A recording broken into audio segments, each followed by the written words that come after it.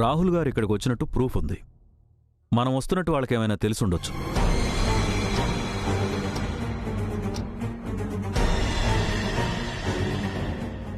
అందుకే place shift చేశారనుకుంటా. ఖచ్చితంగా వాళ్ళు ఈ సర్కిల్లోనే ఉంటారు. వీలైనంత తొందరగా కనిపెడదాం.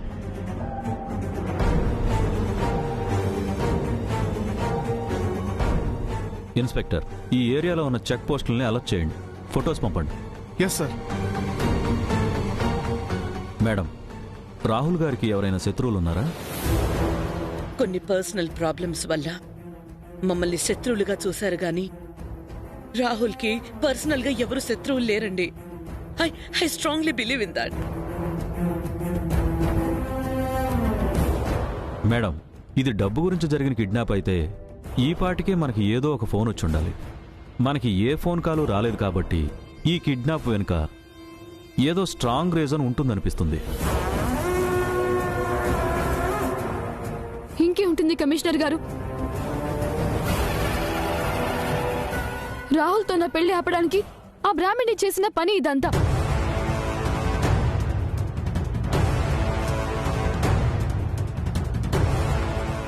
బ్రాహ్మణి ఇన్వాల్వ్ కాకపోయినా వేరే ఎవరైనా, లేదంటే తన మనుషులతోనైనా మొత్తం ప్లాన్ చేయించుండొచ్చని నా స్ట్రాంగ్ ఫీలింగ్.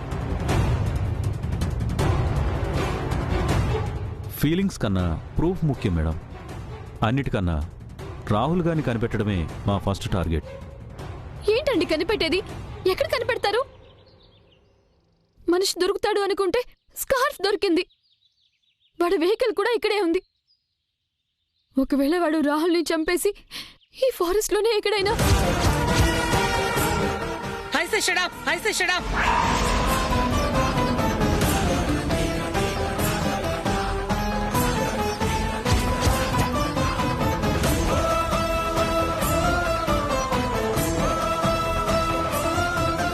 ఇంకొక్కసారి లాంటి మాటలు మాట్లాడితే ఊరుకునేది లేదు.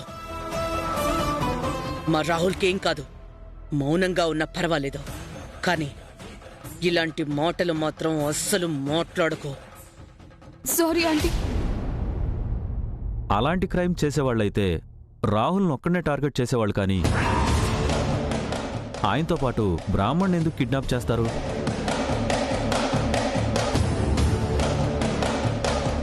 ఇదంతా మనకు తెలిసిన వాళ్ళ కుట్రే అనిపిస్తోంది. పెళ్లి ఆపేసి మన పరువు మర్యాదలు నాశనం చేయడానికి చేస్తున్న పనేమో అని నాకు అనుమానంగా ఉంది.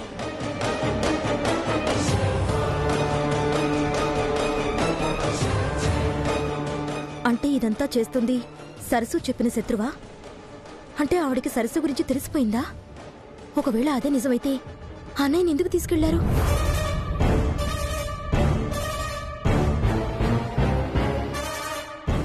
మాకు తెలియని శత్రువులు ఎవరు? నా కుటుంబాన్ని టార్గెట్ చేసేంతగా ప్రతీకారం ఏంటి? అసలు వాడు ఎవరయ్యుంటారు?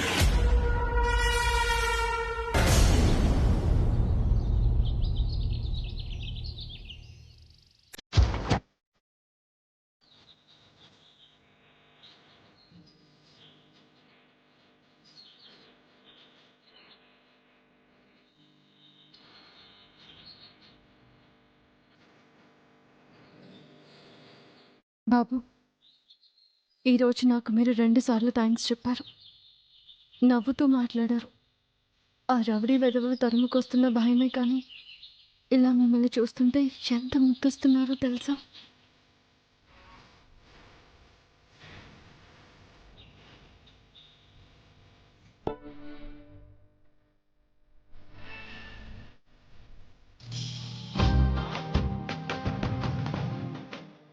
అది దోమ. దోమ. పడుకోండి, పడుకో.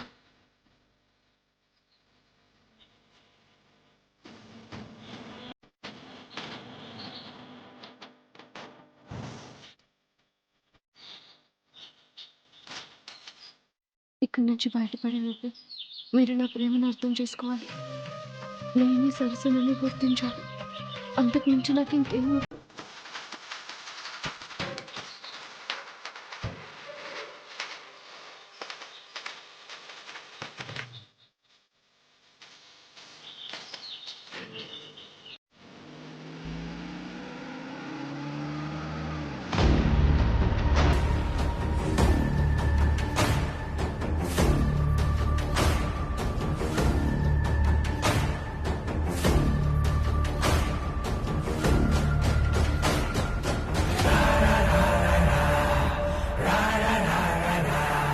ఈ వెధవల వల్ల వేసిన ప్లాన్ మిస్ఫైర్ అయింది.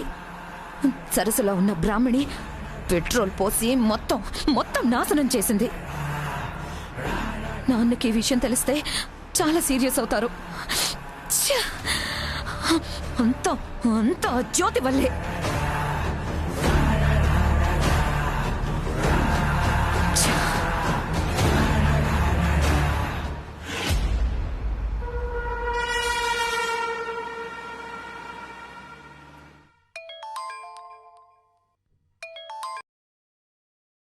చెప్పండి మేడం. చెప్పడం కాదే, చంపేయాలి నిన్ను. ప్రీతిని పంపించమంటే దీన్నెందుకు పంపించావు? అంటే గదిలోకి వెళ్ళింది ప్రీతి అనుకున్నాను మేడం. ఎంతో జాగ్రత్తగా ఎగ్జిక్యూట్ చేసిన ప్లాన్ మొత్తం మొత్తం నీ కన్ఫ్యూజన్ వల్ల మొత్తం స్పాయిల్ అయింది. Sorry madam. ఇంతకీ అక్కడ అప్డేట్స్ ఏంటి? మన వాళ్ళ వెహికల్ వికారాబాద్ ఫారెస్ట్ వైపు వెళ్తుందని తెలిసింది మేడం. వాళ్ళకెలా తెలిసింది? కొత్త కమిషనర్ చాలా తెలివైనవాడు మేడం. చాలా క్విక్ యాక్షన్ తీసుకున్నాడు. వీడియో రికార్డింగ్స్లో మన వాళ్ళ ఫేస్ క్యాప్చర్ చేసి అన్ని స్టేషన్స్కి పంపించారు. వాగ్దేవి గారితో కలిసి ఫారెస్ట్కి బయలుదేరారు మేడం. ఏంటి, వాగ్దేవి కూడా వెళ్ళిందా? అవును మేడం. సరే, వాళ్ళ సంగతి నేను చూసుకుంటాను. ఏదైనా అప్డేట్ ఉంటే వెంటనే కాల్ చేయి. సరే మేడం.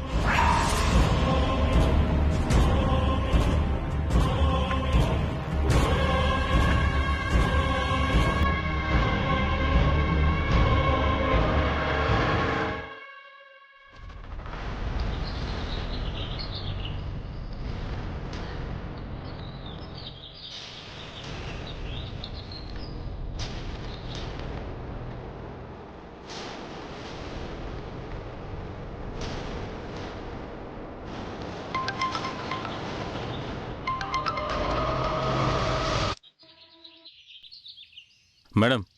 ఎరా, వాళ్ళు దొరికారా? లేదు మేడం, వెతుకుతున్నాం. ఇంకా దొరక్కపోవడం ఏంట్రా? సరే, నేను చెప్పేది జాగ్రత్తగా విను.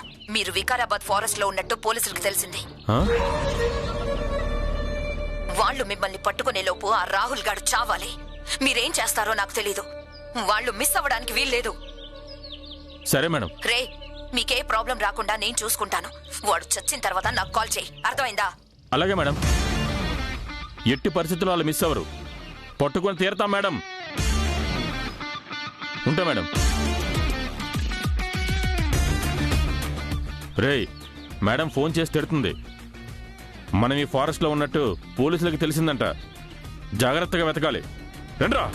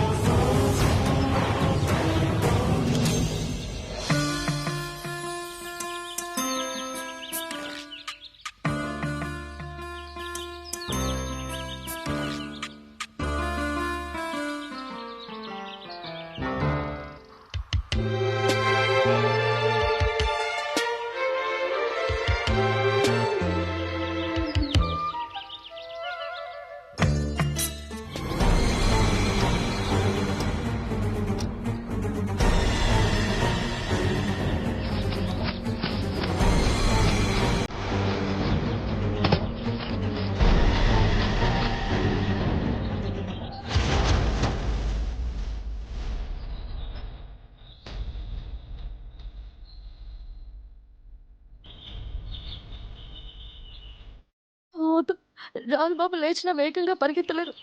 నేనే ఏదో ఒకటి చేయాలి.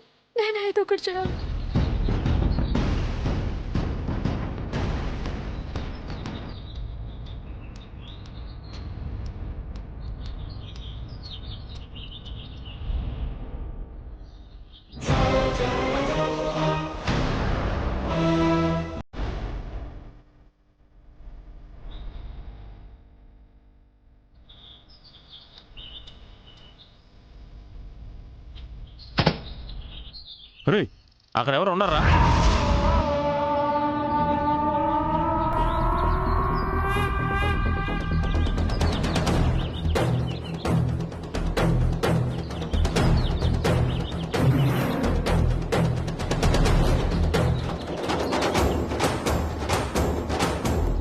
అరే అదుగోరా.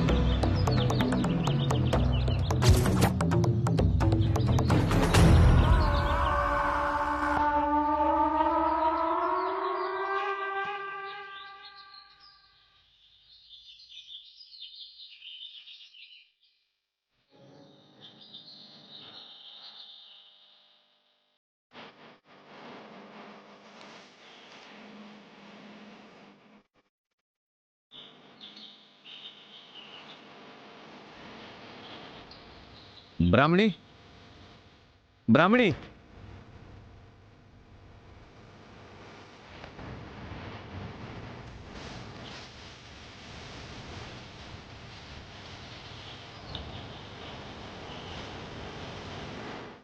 ఒక్క మాట కూడా చెప్పకుండా ఎక్కడికి వెళ్ళింది?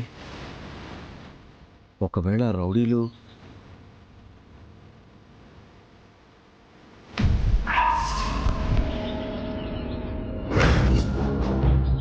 రేయ్, ఇది ఆడు కాదురా, ఆడదే.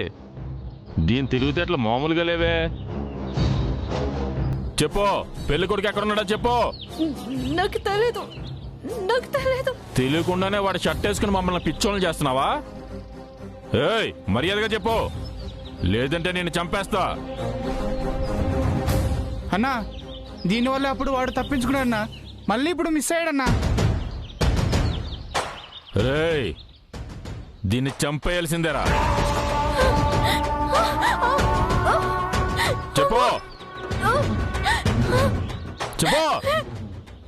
ఏయ్, చెప్తావా చేస్తావా? చెప్పు. నా ప్రాణం పోయినా సరే నా రాహుల్ బాబు ఎక్కడున్నాడో చెప్పను. నాకు చావంటే భయం లేదు. చెప్పవు కదూ, చస్తావే. రేయ్, ఏసేరా.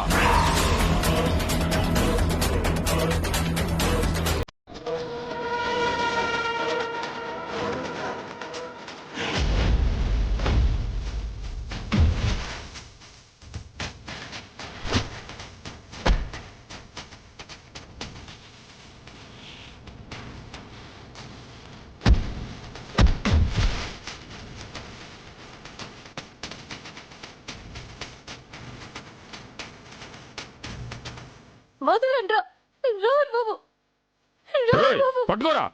ఏయ్,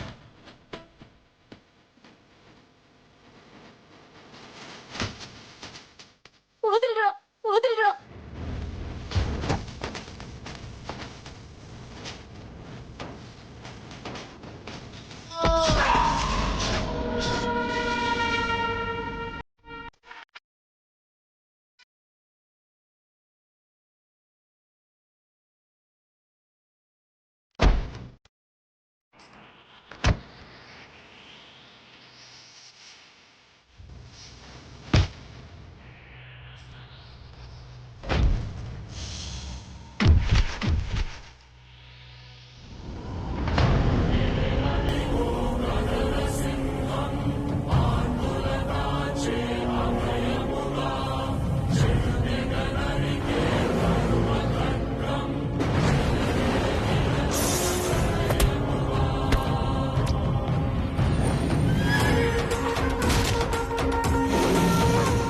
రాహుల్ బాబు, రాహుల్ బాబు, ఆగరా.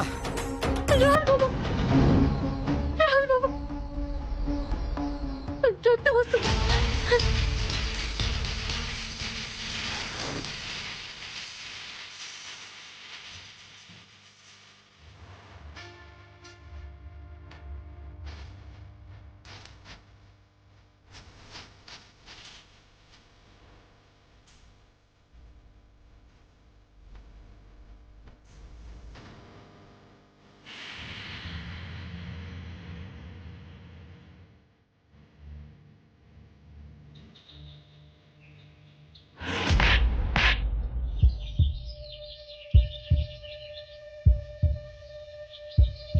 పిచ్చి పట్టిందా నీకు?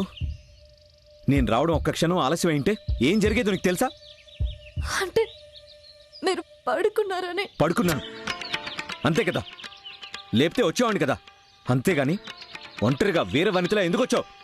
మీకోసం వెతుకుతున్నారు కదా బాబు, మిమ్మల్ని చూడకూడదని వాళ్ళ దృష్టి మరల్చి వాళ్ళని దూరంగా తీసుకొచ్చేసాను. మీ షర్ట్ వేసుకోవడం వల్ల మీరే నేననుకుని నా వెంట పడ్డారు.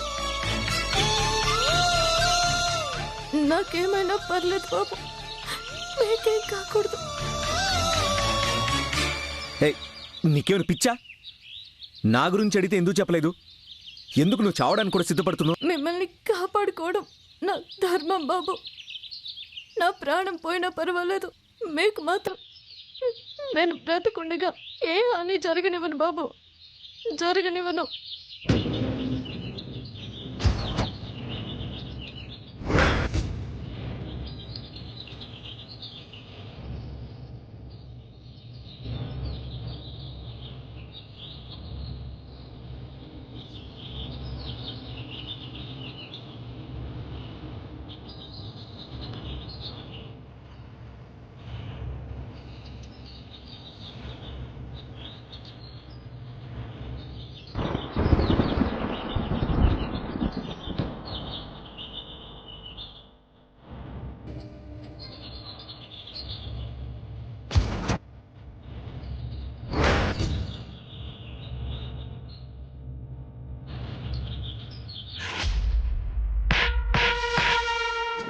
ఒకరికి తోడు నలుగురున్నారు.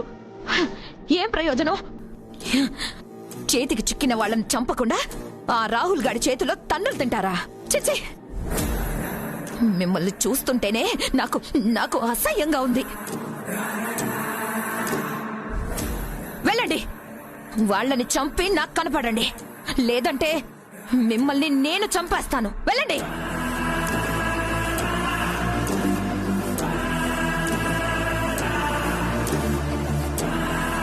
ఏమ్మా, చచ్చాడవాడు? లేదు నాన్న. అది చెప్పడానికే ఫోన్ చేశావా? ఇక్కడ నేనెంత నరకం అనుభవిస్తున్నానో నీకు తెలుసా? నువ్వు బయటుండి ఏం ప్రయోజనం? తప్పించుకున్నారు నాన్న. వద్దమ్మా, నాకేమీ చెప్పొద్దు. మనకు ఆ వాగ్దేవి చేసిన ద్రోహం తలుచుకో. బలం బలగంతో కాదు, బుద్ధితో దాన్ని దెబ్బ కొట్టు. ఆలోచించు.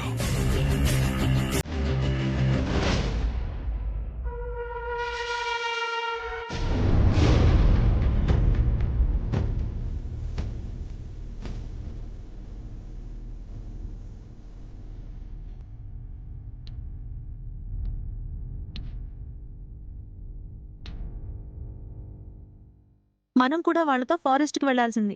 చిన్నప్పటి నుంచి వినడమే కానీ అడవి ఎలా ఉంటుందో ఎప్పుడు చూడలేదు. ఏయ్, బుద్ధుందా నీకు? వాళ్ళు ఏమైనా పిక్నిక్ వెళ్ళారనుకుంటున్నావా? అది కాదండి, అడవి. నోర్మోయ్, ఇంకేం మాట్లాడుకో. వెళ్ళాడు, కూర్చో. వెళ్ళు.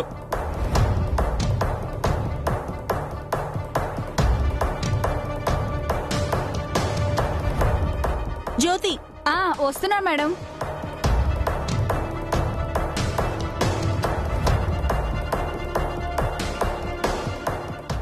మేడం,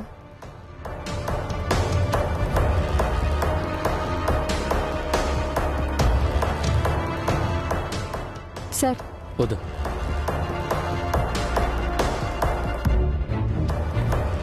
జ్యోతి, ఆ టీవీ ఆన్ చేయి. అలాగే మేడం.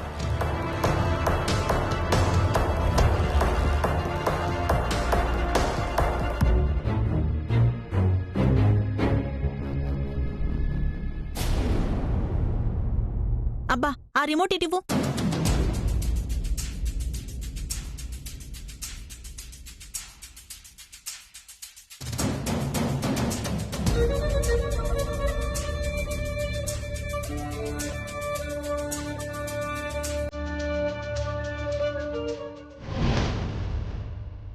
ఏమండి, ఏమండి, టీవీలో చూడండి.